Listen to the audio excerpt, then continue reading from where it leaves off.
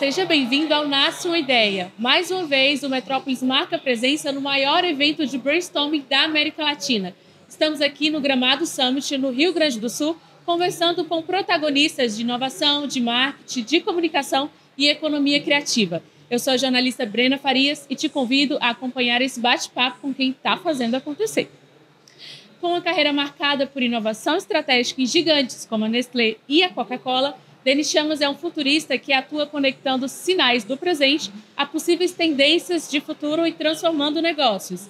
Ele lidera equipes globais, desenvolve soluções digitais sustentáveis e ainda forma novos líderes em inovação. E hoje, nesse episódio, a gente vai entender como pensar à frente do tempo pode ser o maior diferencial para a sua empresa. Seja muito bem-vindo, Denis. Obrigado, um prazer estar aqui. Acho que a gente pode começar com a pergunta base desse episódio. Queria que você explicasse um pouquinho como funciona o trabalho de um futurista, o que você faz e, principalmente, como você faz para identificar o que pode ser uma tendência e o que pode transformar um negócio. Super. Eu acho que o trabalho do futurista ele acaba se misturando com várias outras disciplinas dentro de uma organização.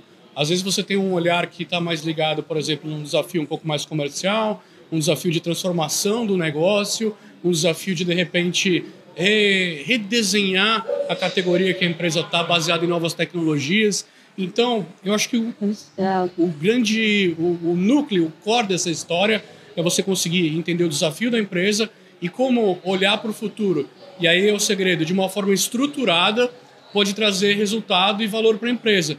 E eu acho que, já entrando numa coisa que eu acho muito, muito importante, é que não é sobre substituir uma coisa ou outra. Entender que a empresa tem um jeito de fazer um forecast, de olhar os números, olhar o mercado, mas também colocar mais uma camada nessa tomada de decisão. Se a gente desenhar um cenário de futuro para uma jornada um pouquinho maior de 10 anos, entender como a gente quer chegar lá, respondendo a pergunta básica do que a gente quer ser daqui a 10 anos, como a gente quer ser visto, ser lembrado, já faz uma diferença gigantesca. E aí os meios para a gente construir isso começam a ter mais clareza e a gente fica menos dependente daquela certeza de o futuro é tal. Você conhece bem, a gente tem um monte de tecnologia que é super... Todo ano a gente tem uma grande tecnologia no assunto do momento e a gente sempre fala disso. Em vez de ser refém desse tipo de coisa, a gente começa a trazer clareza para esse dia a dia e construir essa jornada. Que pode ser, eu quero ser a melhor empresa, que nem de inteligência artificial que a gente está falando muito hoje em dia. Mas se a gente não sabe nada sobre isso, a gente pode começar hoje entrando lá no YouTube, fazendo uma busca e vendo um jovem de 15 anos que fez alguma coisa interessante e você começa a tua jornada até ser essa empresa que daqui a 10 anos talvez seja autônoma, que consiga entregar resultado em escala, que é o que todo acionista quer, mas a jornada tem que começar de algum lugar. Então, olhar para esse futuro com uma nova camada de tomada de decisão, sem também esquecer o presente, onde você ganha dinheiro, onde você vai funcionar, é super importante. De novo, não é sobre uma coisa ou outra, é sobre como a gente balanceia isso para conseguir ser próspero, para conseguir entregar valor para todo mundo que está envolvido nessa operação. Agora você trabalhou em empresas muito tradicionais, né? Inclusive a gente citou aqui na abertura Coca-Cola, Nestlé, que são empresas bem tradicionais. Eu queria entender como que você faz para criar essas rupturas, porque querendo ou não é um passo, né, inovador. Como trazer inovação para empresas com estruturas muito firmadas como essas? Super. Quando eu trabalhava numa empresa, eu tive uma experiência muito interessante. Eu estava com o diretor de uma fábrica e ele era um cara muito visionário, muito, muito inteligente. E ele falou para mim uma coisa que eu guardo até hoje. Ele falou assim, Denis, sabe que o teu trabalho nem sempre ele é percebido de forma positiva. Eu falei, como assim? Eu estou inovando, estou aqui no Gramado Summit, estou falando com um monte de gente legal, trazendo um monte de tecnologia, um monte de coisa. Ele falou, tem muita gente ocupada aqui, muita gente está trabalhando bastante, e quando você propõe uma coisa nova, nem sempre vai ser positivo para ele, porque ele já está ocupado, aprender mais alguma coisa, de repente aquilo vai virar uma meta, ele não vai estar confortável com aquilo. Então, sai da zona de conforto, tira todo mundo da zona de conforto. Totalmente. Então, como trabalhar isso? E tudo isso para dizer que é muito sobre estar perto das pessoas, entender quais são os reais desafios e conectar esse mundo que eu tenho mais acesso para essas pessoas. Então, tem uma jornada de auto-obsolescência que é muito difícil para um profissional, que é estar aqui, conhecer as pessoas, conhecer as soluções, entregar para quem precisa na organização e buscar o novo. Então você nunca é aquela pessoa que, não, só eu que posso fazer isso. Está sempre abrindo, construindo para a empresa, e aí sim fica uma coisa muito mais fluida do que pode parar isso aqui agora, vamos ter que mudar, agora é assim que faz. Que nenhum outro processo duro e a chance de acertar acaba ficando muito maior. Então, de novo, é muito mais sobre clareza e muito menos sobre a certeza. E aí, desenhando cenários, a gente vai tendo possibilidades e construir essas rupturas muito embasado também nos desafios de negócio e as pessoas que estão em volta. Então, é um trabalho de empatizar com essas pessoas, entender os reais problemas, entender mais o negócio delas, para trazer essas novas ferramentas para elas conseguirem fazer essas grandes transformações. Porque eu sei jeitos e sei ferramentas e sei tecnologias que podem me levar até um lugar X. Mas se eu dou isso para um cara que é especialista em cadeia do leite, se eu dou isso para um cara que é especialista em finanças e consigo dar esse superpoder, né, para ele, pô, o resultado pode ser muito mais incrível. Uhum. E você tocou em um ponto importante que eu queria até falar com você, que é essa formação de equipes. Você tem um trabalho de formar líderes também, né? Porque a gente não faz isso sozinho, né? Quando você vai inovar, você precisa de todo um processo, toda uma equipe por trás.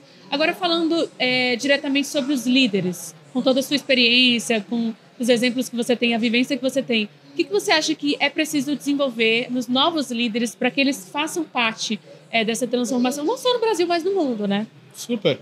Eu já convivi com líderes muito sêniores que alguns deles, pessoalmente, tinham a vontade de ser conhecidos como profissionais inovadores. Então, por mais que eles tivessem que governar uma empresa gigantesca, eles sabiam que precisavam investir e trazer pessoas que fossem capazes de levar essa bandeira e construir coisas relevantes. E também eu já trabalhei com líderes que não tinham tanto essa visão, mas que sabiam que precisava mudar alguma coisa. Então, trabalhar com essas pessoas sempre foi muito positivo, porque esse top-down acaba fazendo esse trabalho ser um pouco mais fácil e a coisa fluir de um jeito melhor. Mas se você tem essa desconfiança dentro da organização, você precisa começar esse trabalho de baixo para cima. Então, construir um grupo de pessoas maior, mais competente para isso, influenciar e trazer experiências. Então, trazer a pessoa para conhecer esse ambiente para falar assim, nossa, tudo isso está acontecendo, é possível, por que eu não estou aqui? E ir plantando essas sementes, que é um trabalho um pouco mais... que leva mais tempo, mas é tão positivo quanto, eu diria. Agora, eu queria tirar uma dúvida com você também, que acho que pode ser a dúvida de muita gente que está nos acompanhando, porque hoje em dia tudo é tendência, né? Principalmente Sim. O mundo conectado, tudo é uma tendência, de repente surgem várias o tempo todo, e a pessoa pode até ficar confusa, né? Pode ser uma tendência que seja passageira, um hype ali, e pode ser uma tendência que vai virar uma transformação para o negócio. Queria que você falasse para a gente como que você faz para identificar isso. Uma tendência que é passageira, que não vale a pena o investimento, que não vale a pena você investir nem dinheiro, nem tempo naquilo, e uma tendência que pode realmente transformar um negócio. Não, super. Eu acho que a gente está vivendo esse mundo de AI generativa que é uma... Não dá para chamar nem de tendência, é uma grande mudança em tudo que a gente faz, né? Ela vai se diluindo e vai ficando dentro de tudo que a gente faz, né? Então, isso para mim já é uma coisa muito maior. Mas quando a gente vai para uma empresa e a gente fala de modismos e coisas do tipo, a gente precisa conseguir ler isso em escalas diferentes.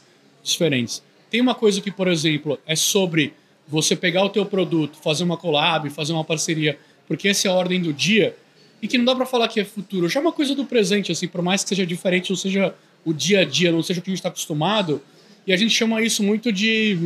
sabe, e a gente confunde isso um pouco. Só que do outro lado tem uma coisa que a gente chama de sinal fraco, que são essas coisas muito pequenas, muito incipientes, tecnologias, movimentos, mudanças, que são muito pequenas que a gente pode olhar e falar assim, putz, isso não vai dar em nada.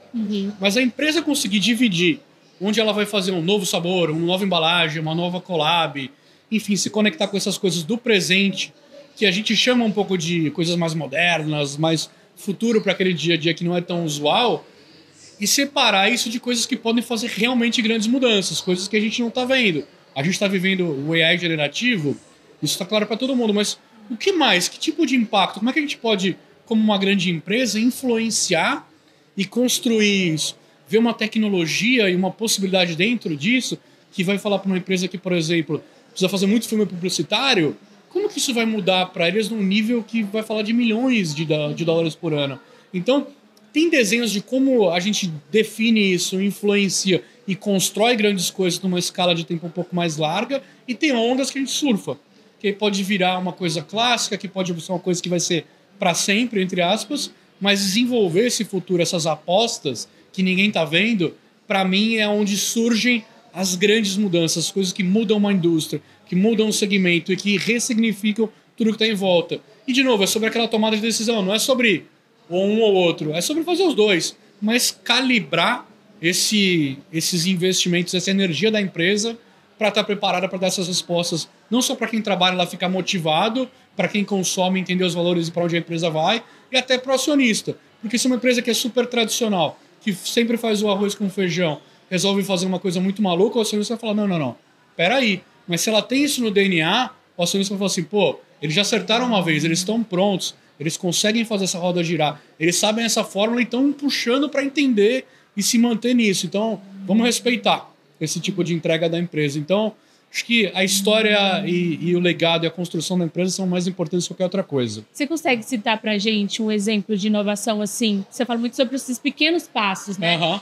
De inovação assim, que foi um pequeno passo, mas que foi um produto, resultou em um produto, em uma coisa muito tem boa. algumas muito interessantes, por exemplo, a Nestlé com a Nespresso, que era um produto que nasceu B2B e depois virou B2C, virou um baita de um case e tá se redesenhando, está se repensando de várias maneiras para o que a gente está vivendo em 2025. Ou até o caso da Nintendo, que era uma empresa que nasceu de jogo de carta e hoje faz videogames que são híbridos portáteis e fixos, assim, que ninguém faz. Então é muito interessante ver como essas empresas conseguem ler alguns sinais desses e aplicar. A Nintendo, no meio do caminho, inclusive quando fazia carta ainda, pegou um licenciamento da Disney, que não era uma coisa padrão na época. Então, ao longo da história, ela tem esses momentos, tem esse DNA. Então, se o cara investe na Nintendo, ele não vai se sentir à vontade para falar, Nintendo, para de experimentar coisa maluca, faz só esse videogame aqui básico. Não é sobre isso, a Nintendo está sempre mexendo. Então, esse é o DNA deles, e eles respeitam e entregam em escala. Então, acho que são ótimos casos. E a Nestlé também, num mundo de bens de consumo, de giro rápido, de varejo, consegue buscar essas alternativas sendo uma empresa gigantesca. Então, todas elas experimentam, Coca-Cola com colaborações entre vários produtos e fazendo isso. Então, é muito legal o mundo que a gente está vivendo e essas oportunidades sendo aproveitadas e numa escala que eu acho que são muito poderosas e muito impactantes. Bom, a gente está chegando ao fim do nosso bate-papo. É rápido, né? É rápido.